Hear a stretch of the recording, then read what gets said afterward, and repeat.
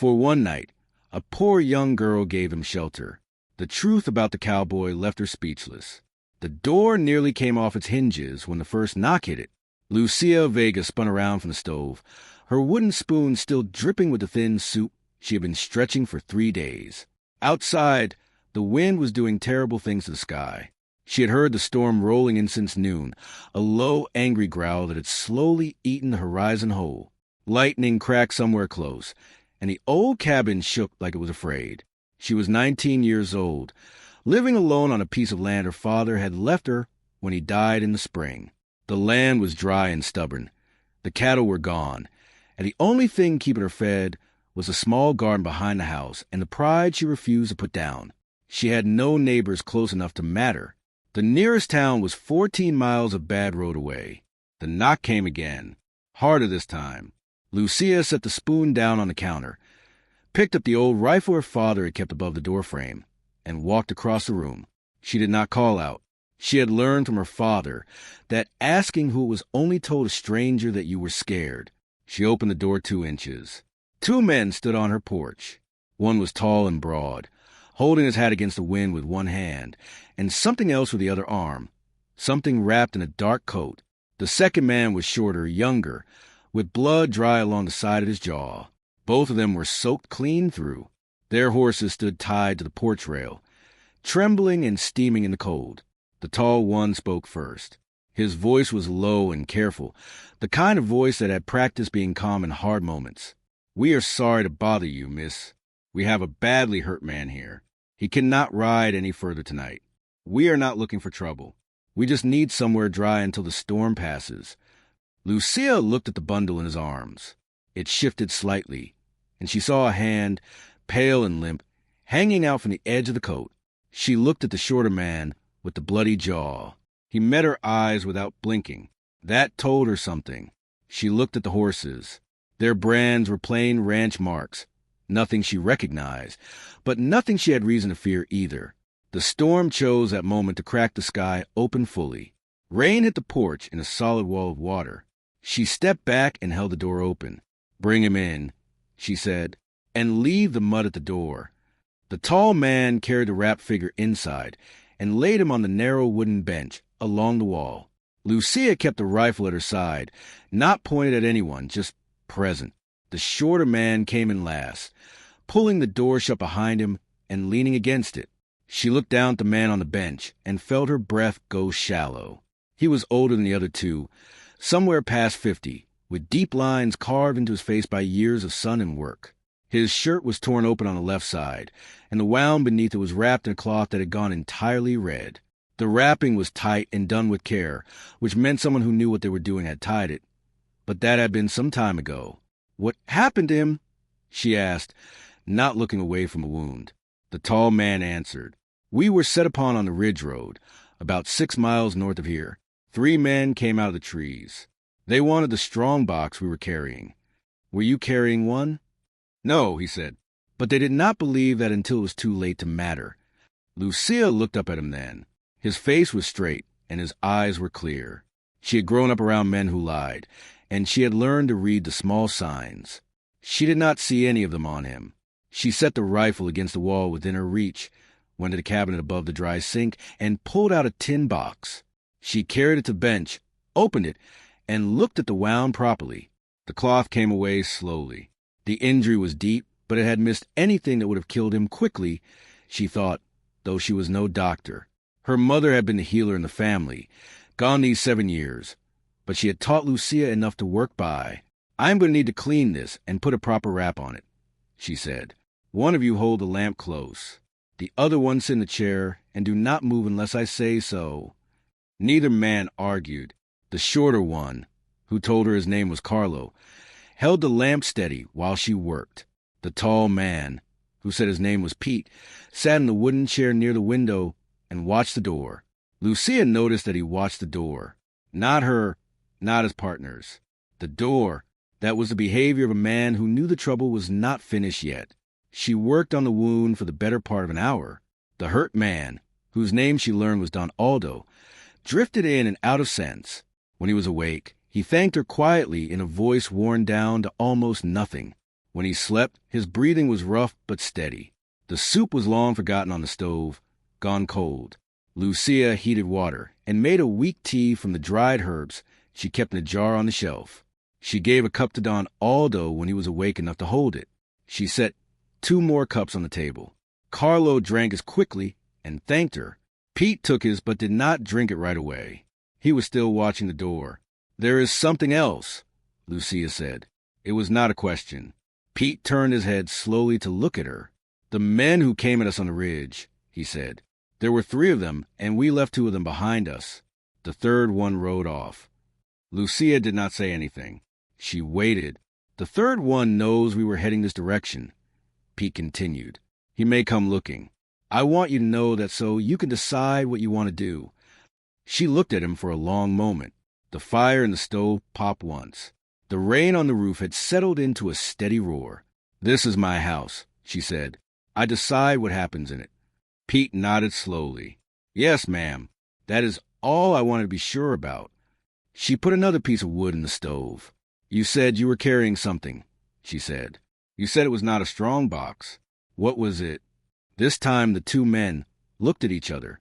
It was a fast look, the kind that settles something.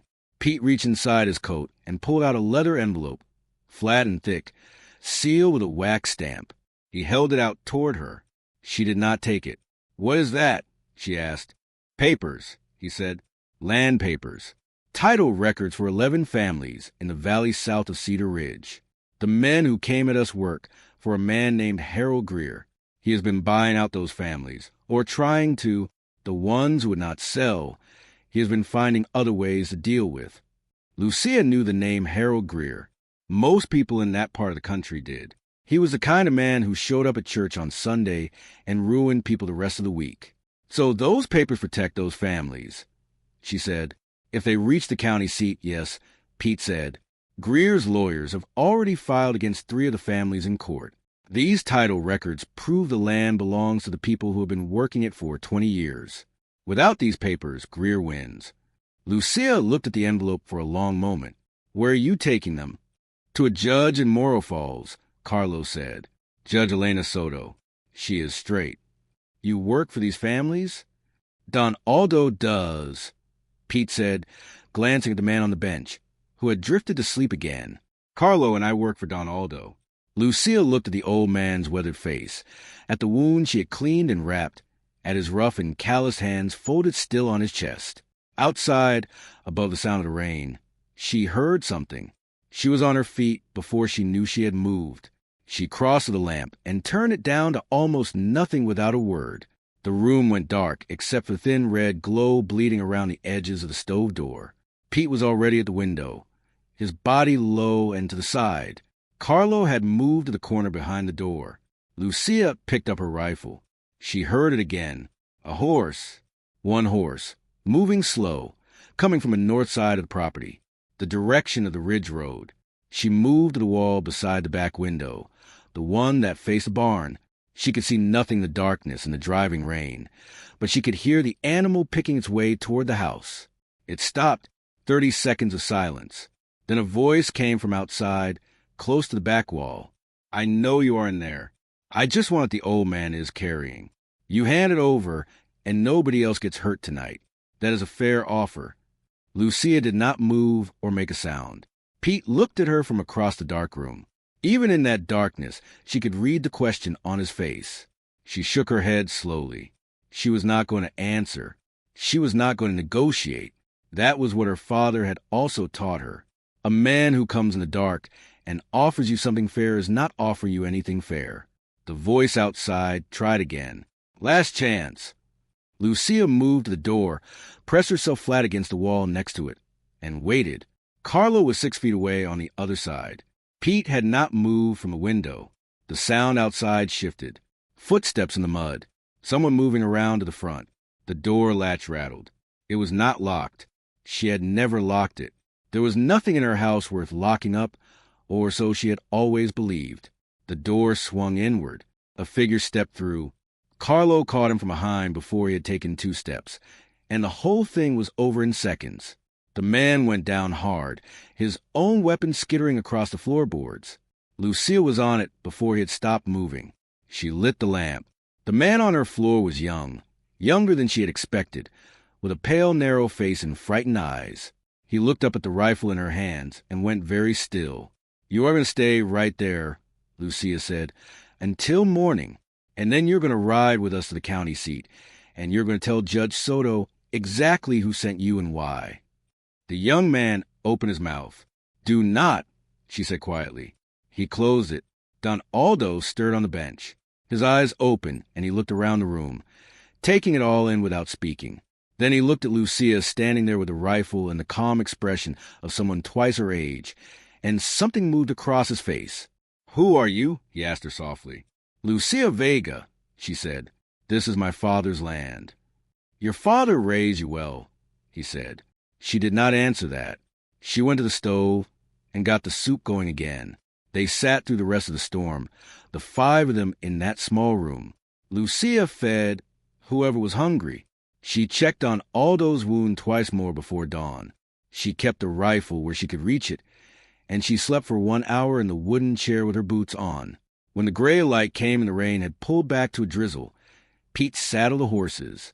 Carlo tied their unwilling guest to his saddle with a length of rope from the barn. Don Aldo was able to sit upright with some help. Pete came back inside while Lucia was washing the cups. He stood in the doorway and held out the leather envelope. "Carry these," he said. "You should be the one to hand them to Judge Soto." Lucia dried her hands on her apron and looked at him. "Why me?" "Because you kept them safe," he said, "and because Don Aldo asked." She took the envelope. She tucked it inside her coat, close to her chest. The ride to Morro Falls took most of the morning. The roads were thick with mud, and Don Aldo set a slow pace, but he stayed in the saddle. Carlo kept close to him. Pete rode slightly ahead, watching the tree lines. Lucia rode beside the prisoner, who had decided somewhere in the night that silence was his best position. Judge Elena Soto was a compact woman with iron gray hair and a manner like a closed door. She received them in her office without ceremony, listened to Don Aldo for 10 minutes, then read every page of the documents Lucia handed her before she said a single word. When she spoke, she addressed Lucia directly. "You protected these papers?" "I gave 3 men shelter for a night," Lucia said. "That is all." The judge looked at her for a long moment. "Your name?" "Lucia Vega. My father was Ernesto Vega. He had land on the North Fork Road." "I knew your father," the judge said quietly. "He was a good man." Lucia did not trust herself to answer that, so she said nothing. The judge turned to her clerk and began issuing instructions in a voice that left no room for doubt. Filing summons, a wire to the land office in the capital. Harold Greer's name came up 3 times in 5 minutes, and not gently. Don Aldo shook Lucia's hand before she left the courthouse. His grip was stronger than she expected from a man who had spent the night bleeding on her bench. "The families in Cedar Valley will know your name," he said. "They do not need to," she told him. Carlo gave her a small nod and a grin that changed his whole face. Pete walked with her to where her horse was tied at the rail. He stood beside her for a moment without speaking. She had noticed over the course of the night and the morning that he was that kind of man, the quiet kind who thought before he spoke and did not waste words when they came. "That envelope you carried in," he said finally. "There was something else inside it, behind the land papers." Lucia looked at him. "A deed," he said, "to 40 acres on the south end of the Cedar Ridge property. It was blank. Don Aldo filled in the name this morning while you were talking to the judge." She stared at him. "He has no right to do that," she said. "He had every right. It was his land to give. He bought it 3 years ago and never built on it. Good water, good grass. He said a young woman holding her father's land alone on the North Fork Road deserved better ground than she had." Lucia looked away, at the muddy street, at the gray sky still trailing the edges of last night's storm. She thought about her thin soup and her empty barn, and the 3 seasons of bad luck that had followed her father into the ground. She thought about what it meant to hold a piece of land that could actually feed her. She thought about a stranger coming to her door in the rain, and the choice she had made to open it. "I do not take charity," she said. "It is not charity, Pete said. Don Aldo has a word for it. He calls it fair payment for services rendered. Lucia was quiet for a long moment. Then she put her boot in the stirrup and swung up into saddle. Tell him I will think about it, she said. Pete looked up at her with something that might have been a smile at the corner of his mouth. He said you would say exactly that. She turned her horse toward the North Fork Road. The sky was clearing from the west, blue pushing through behind the clouds. The world washed clean and sharp-edged the way it always was after a hard storm. She rode for about half a mile before she reached inside her coat and checked that the deed was still there. It was. She rode the rest of the way home thinking about her father, about the way he had always said that the land chose its people as much as the people chose their land. She thought he might have been right about that. She thought about a lot of things before she got home, unsaddled her horse, and stood for a while in the pale morning sun looking at the dried-out North Fork land that had been all she had for a long and difficult year. Then she went inside, started proper fire, and made herself something to eat. Outside, a lone hawk crossed a clearing once and was gone.